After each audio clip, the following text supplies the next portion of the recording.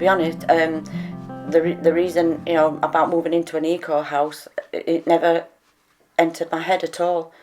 It was just available, we were told about it and we came to look at it. This is the first house we actually got in to have a look at, and we were so impressed. Unfortunately, this one was reserved. I think I saw Diane's and the first one built,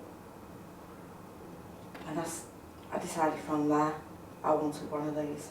But I did like it when I first moved in. This house, because it's very good for us in terms of living and getting everywhere around. There was a lot of good points why we select this house than other houses. First of all, there was the eco-friendly house, who has the solar panels, can get a hot water, a PV panels, which is you reduce your energy bills, and obviously the new technology what's been used when they build a house gives you a house more efficient to keep your house warm in the winter and cool in the summer. The view. The view is... The openness, Yeah. the height, the space you've got. Yeah, it's... Yeah. Yeah, we're...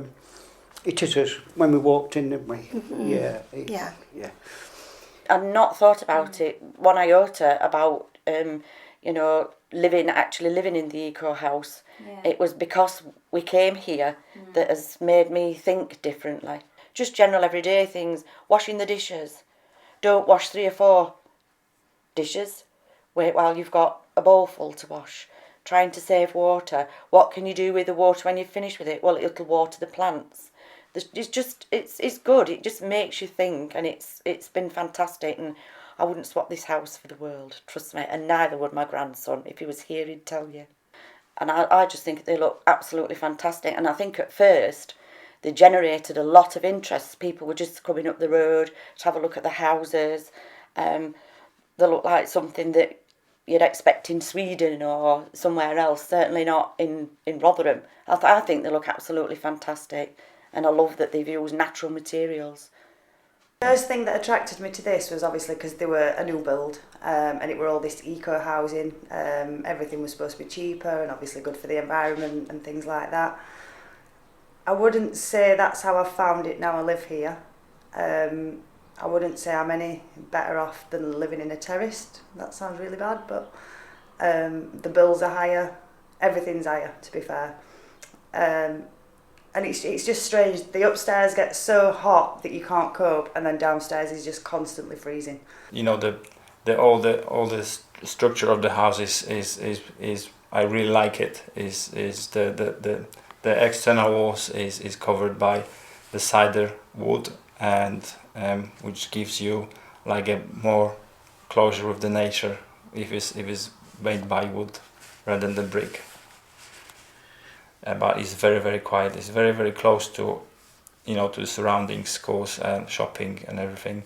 But it's very quiet here in terms of the traffic, and the area is very nice. There's no pollution. The overall, disadvantage and advantages. There is more advantages to stay here and living here.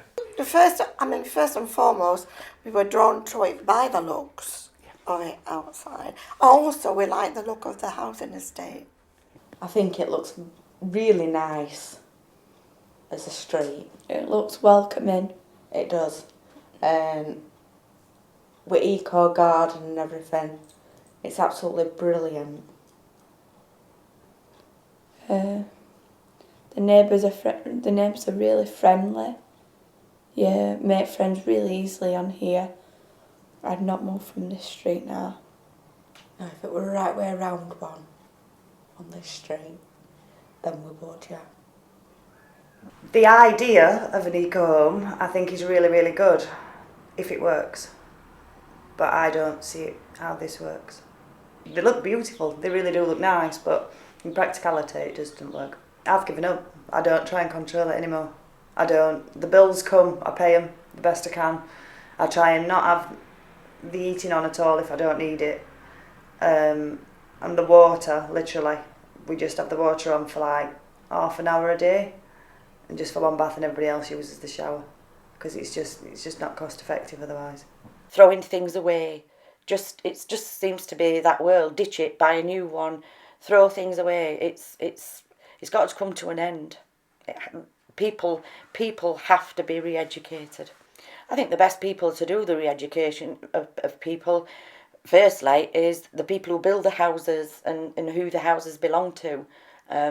As we've said, give us a pack, tell us how important it is and what the advantages of living in an eco house are.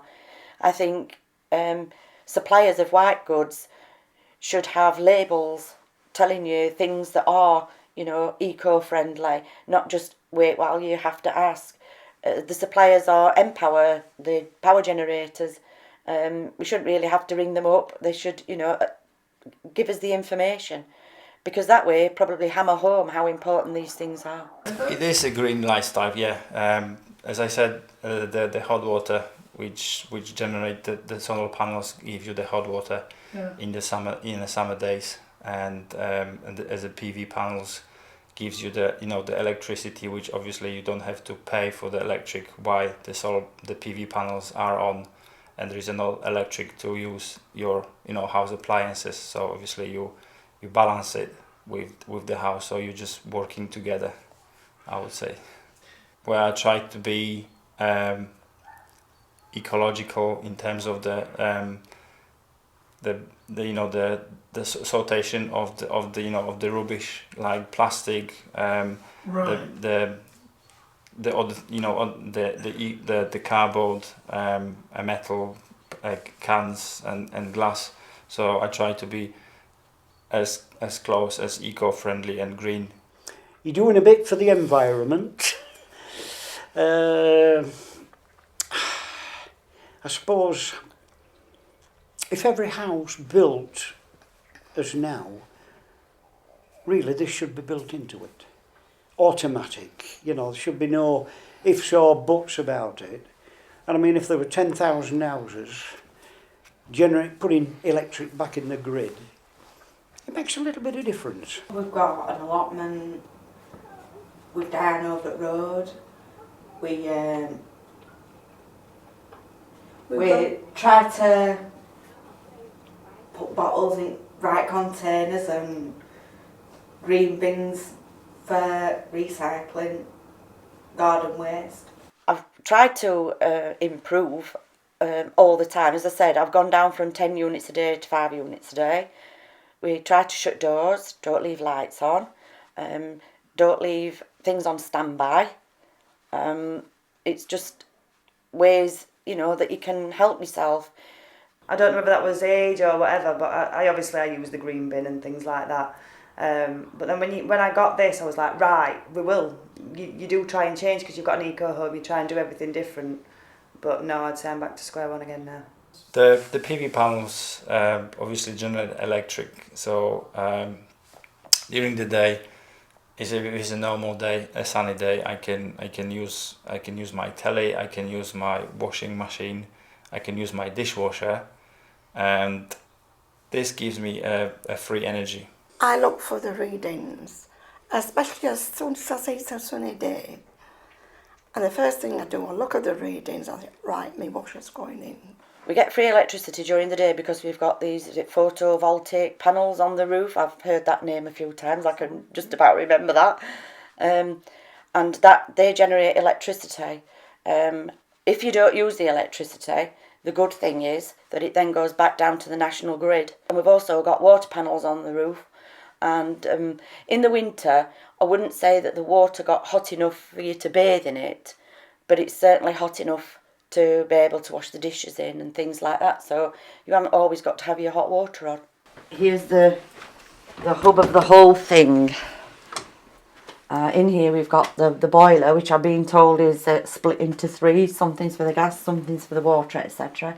And I understand one of these is very, very important because when the water is being warmed by the tiles on the roof, one of these stops the cold water going back into it, so it just keeps it at a nice constant temperature. And we actually dry the bath towels in here because it's free. and they dry very quickly. And this, we also have the meter. Show you the meter. We plugged it into here. Here it is. And this is the one that they come and check from Hallam University.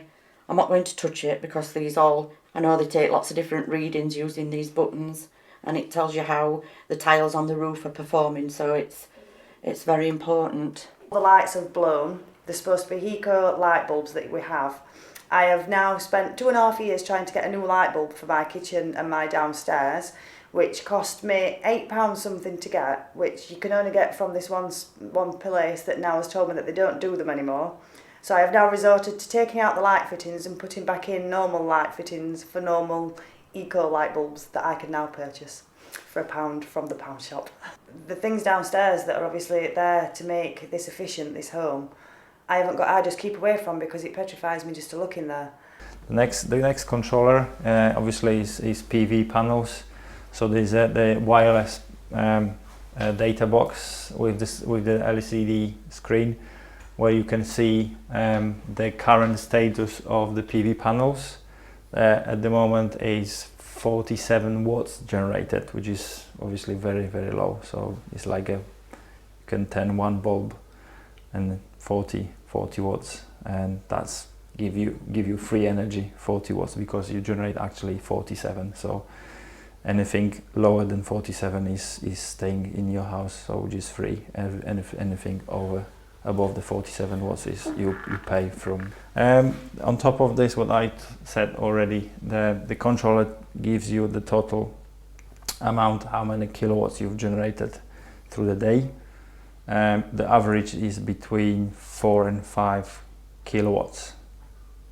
That's the total for a day, and then obviously there's good different screens where you can get into and go through a monthly and yearly generation of the energy. This is the TARDIS. This is what we get. This is where we get all our water from. Because it's just a big machine, it just looks like the TARDIS from Doctor Who. Diane's grandson named it for us. He calls this the TARDIS as well. We can't really use our lights because once the bulbs have gone, we can't find the actual bulb for him. We take the bulb into a store like Wilkinson's or any bulb shop, and they say they don't sell these bulbs. You'd have to go onto the internet and look it up.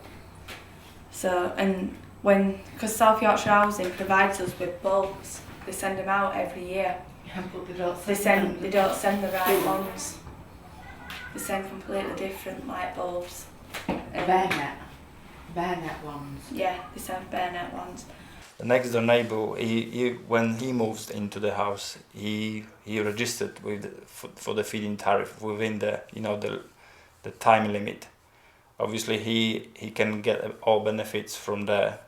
In terms of the feed-in tariff, he can get all the money from the feed-in tariff. However, me, I can't, and I try to explain to the person, the off-gen people who are in the office. So I've got the meter downstairs who measure the electric generated to the grid, the pure energy, but I can't get it. Well, the PV panels just generated for free. So anything what I can get from the PV panels, I try to use in terms of the usage electric appliances at home during the day. But if I'm not here, obviously the all electric going to the grid. It's not easy. I say it took me 6 months. And of course it were backdated from the day I started it. So I didn't lose anything, but it's the amount of work that you had to put in, dealing with off-gen and what have you. And of course, it hit off-gen because all of a sudden when the government said, right, we'll pay you for the kilowatts you're generating, everybody, or a lot of people were into it, and off-gen got overloaded. So, of course, it took 6 months, but there is some electric companies out there do it for you.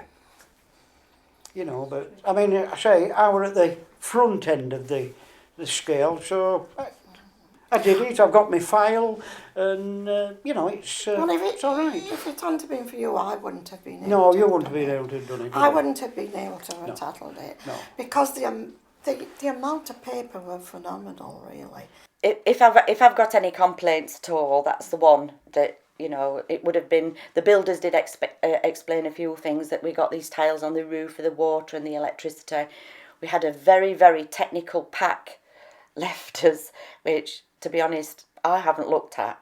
And that would be my one suggestion to anybody. Please give information. When we moved in, nobody actually explained that if you carry out tasks during the day, like washing, ironing, that the electricity was actually free. There weren't no information when we moved in. They were supposed to be having a meeting with all tenants to give us some information, but they never did. So I do think that if somebody, perhaps when you first moved in, came and showed you what to do and how to use them and to get the best from them, then I think that'd be a great help. Because I found all this out, as other people have moved into the street, I've been trying to impart that knowledge to them, and they'd got no idea, so it's still going on. Yeah, a handbook would be absolutely brilliant. Yes, I've been, as I say, talking to people as they move in, explaining to them the benefits, because otherwise what's the point of building it? There's a switch downstairs and it was switched off, and we got told by Diane across the road that switch needs to be switched on for our solar panels to work. Before I moved into the house, the next door neighbor, he encouraged me with a lot of details. How good is this house? How important is the features for your new house? Obviously, I've been introduced with the solar panels and the PV panels, how good they are, how efficient they are. I'm a person who likes 20 degrees, 21 degrees at home to keep the warm home, and then this is enough for me. Some people likes 25, so obviously it keeps my bills low, and then natural resources are just using what I need, not what I wanted, because it's cheap energy. The downstairs is much colder in the winter. I would say sometimes it's 6 degrees difference between first floor and ground floor, which you can feel. Honestly, even if you have a jumper on you or a t-shirt, you can feel the difference between stairs. I've never known it once, the temperature in this house be the same. The kitchen is absolutely roasting. Then you'll come in here and it'll be slightly cooler. And then the second that you get halfway down the stairs, it's like you just want to get your thermals on. So the temperature-wise, and when I contacted the housing and explained this to the housing, he just says, he went downstairs and he says, well, it's 18 degrees. He says, and that's fine. And I says, yeah, but you're studying, you've just coming out of the cold, you've got a big coat on. You know, and then if you go upstairs, you obviously get used to the temperature upstairs. So then when you come downstairs, it's a big drop in difference. So you just never want to go downstairs. We was 100 yards off the beach. It was really nice. Really nice. Big house. Nothing wrong with the property at all. Although I think you can imagine in winter It took some it took some heat. took a lot of heating. We were expecting it to be a bit cheaper than what we were usually paying. But it hasn't worked out like that.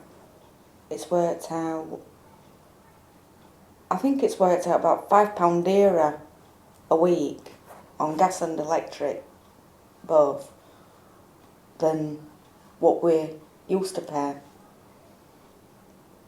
So it has worked out dearer. We're never in either. We're always out. So when my sister's at school, we usually go up to my great grandma's, or we go to town or something. We don't usually come back until at least 5 o'clock, and electric's usually gone when we come back.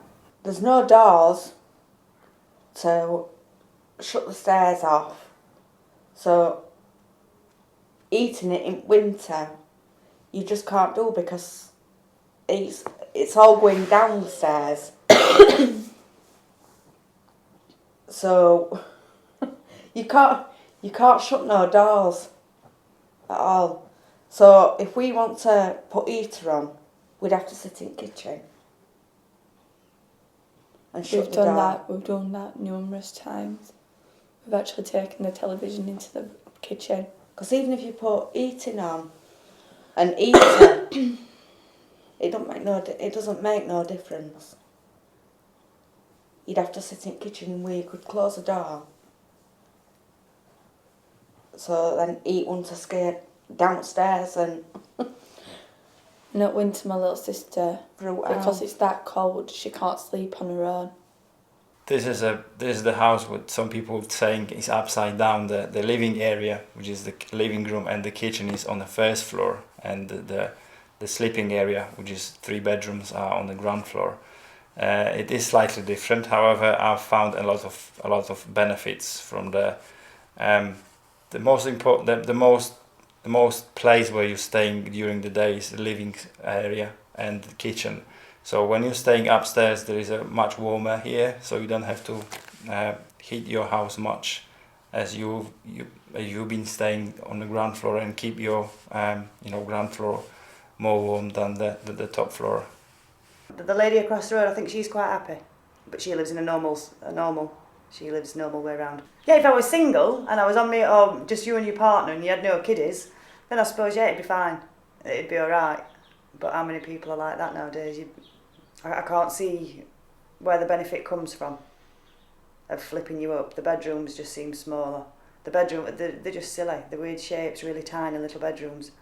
I think they've designed it just to test it and see how it goes. See if people like living this way up.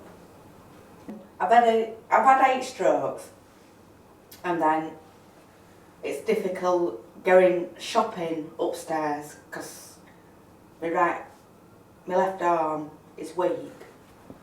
So I have to carry it shopping upstairs. I have to carry it washing downstairs and then carry it back upstairs. We have to take bin out downstairs and then back upstairs. It's just a nightmare. Really is a nightmare.